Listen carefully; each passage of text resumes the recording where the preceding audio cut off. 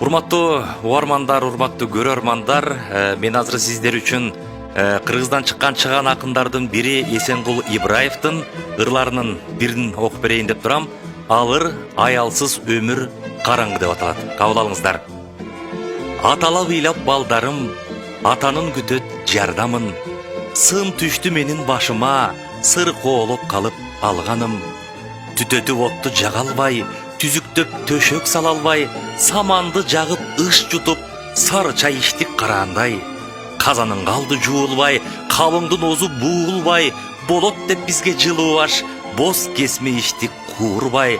Кар жаабай кабак түнөрүп, караңгы бурчка түнөдүк, кыйыны шекен аялсыз, кыскасы катуу жүдөдүк. Боорго боркоп кыстарып, кошуучка ченеп туз салып, ууртасак көздөн жаш тамып, угуп кала жаздадык. Басылбай оозу дуулдап, балдарым ыйлай чуулдап, курусун сенсиз турмушум, куурдак болдум куурдак.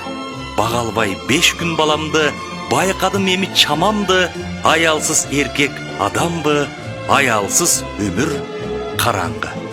Бар болуңуздар.